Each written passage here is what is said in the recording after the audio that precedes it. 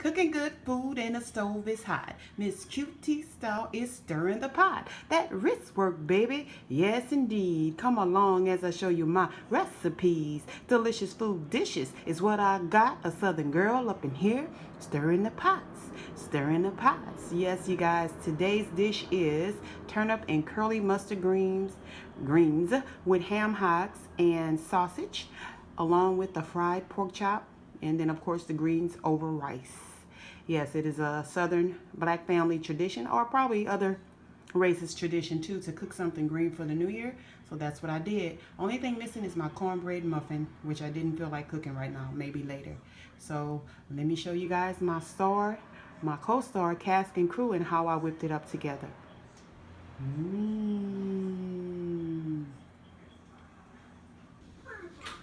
Okay, so we're starting off with the star of this production, and that will be 2 bushels of turnip greens, and I have actually 4 bushels of curly mustard greens. And these are the stars because in our family, and probably in most black southern families, for the new year you cook something green. So I'm keeping the tradition going. My grandmother and them would always cook mustard greens or cabbage or what have you. So these are the stars. This would be the co-star. I'm gonna have some fried pork chop, simple as that, and Cask and Crew. Now this one is one of the main casts. This is the middle part of my ham from Christmas. That's why I never throw my ham away. This is the ham shank, if you will, and I'm gonna put that down in the pot and cook the mustard around it, along with some Hillshire Farm hot sausage, a little bell pepper, a little onion, a little garlic, some seasoning, and I may or may not do this cornbread muffin and some rice. That's it, simple as that. That's all we have in today. Star, co-star, Cast and Crew. Okay, so we're gonna start off by putting the ham shank down in just a little bit of water to get it going. And this is some more pieces I had here.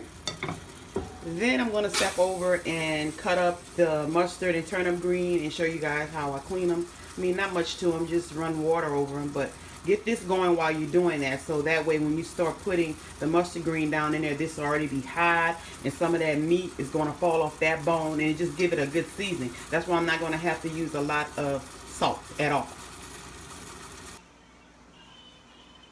Okay, so I have collard mustard. I usually, to be honest with you guys, I usually get the mustard greens in a pack, but not today. So what I'm going to do first is cut off,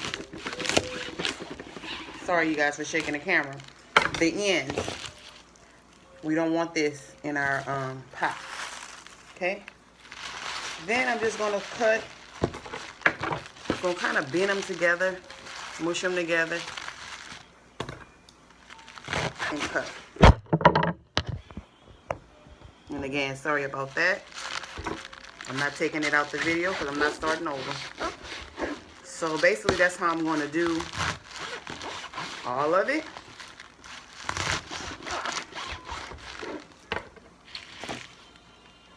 Put them in this pan here where I'm going to wash it out at. And I'm going to do that to the curly mustard and to the turnip. And then we're going to put them in a pot. It may look like a lot right now. And so see, we get down to some more of what I don't like in there, so I'm going to put that on the side.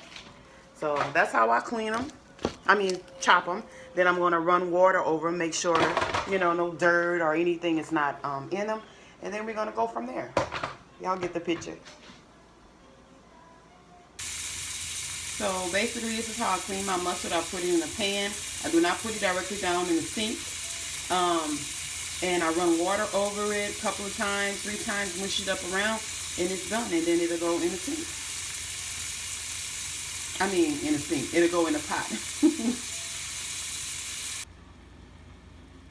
Okay, so now that this is clean, all I'm going to do is take a handful, and we're going to mash it down around the ham. And it may look like a lot, but everybody knows that greens cook up a lot. So by the time I go and cut the other 2 bushels of the mustard green, this is going to be wilted, and I'll show you guys. Now I haven't put any seasoning or anything in it yet. I'm waiting to do that. until when it wilts down a little bit, and I'll add the rest. So see, this pot looks full, right? I'm gonna go ahead and put the top on.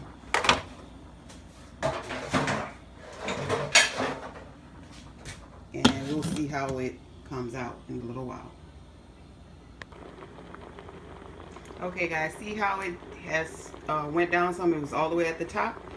So that's why a lot of times greens look like it's going to be a lot, but you really got to make sure you get a lot depending on how many people you're feeding.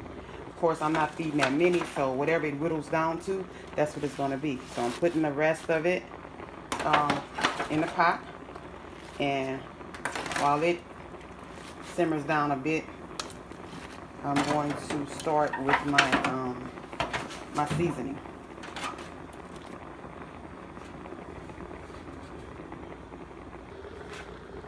Okay, now it's time to add a little seasoning. I'm going to use this salt substitute. Not much, because remember we got that ham down in there. I have some onion powder. A lot of that, because I don't have much onion that I chopped up in it. I don't like too much. Garlic, salt, no, garlic powder, not salt. And some black pepper for now. I'm going to add more stuff to it, but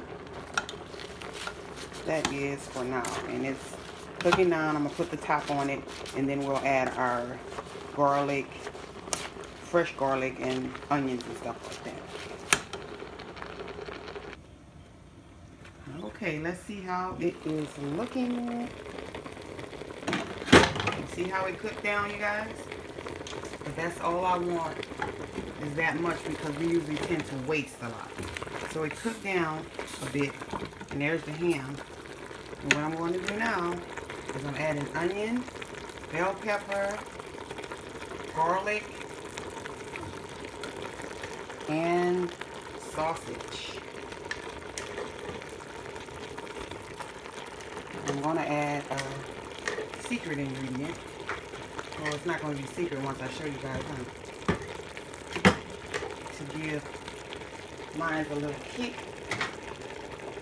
I usually add a little bit of jalapeno juice.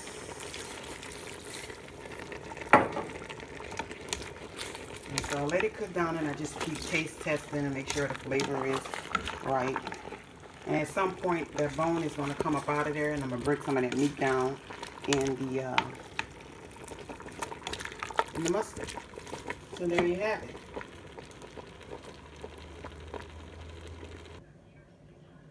Okay, so off camera I already went and washed off my 6 pork chops. I added salt, onion powder, garlic powder, black pepper, red pepper to both sides. And I'm going to show you guys how I fry them up when I'm doing a fried pork chop with like flour on it.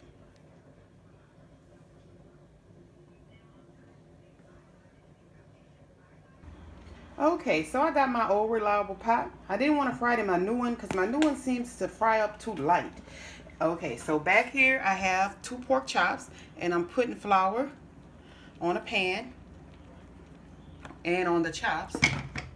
Usually I'll just do this in a bag or something, but okay, I just made a mess that I'm gonna have to clean up. So see, both sides of the pork chops is floured, and I'm shaking off the excess. Putting it down in the grease.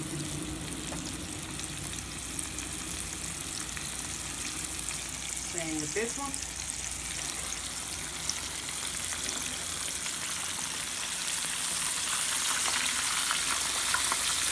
We want to brown them on both sides, and they'll be done.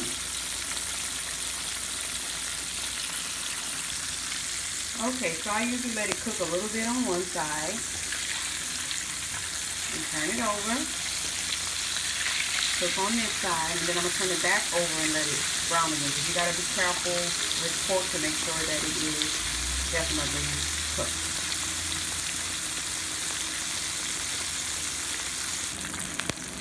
Okay, so I'm going to turn it over one more time. You see, that's the color I want both sides.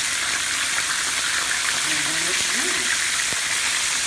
I'm going to fry it on a little bit. Time to eat.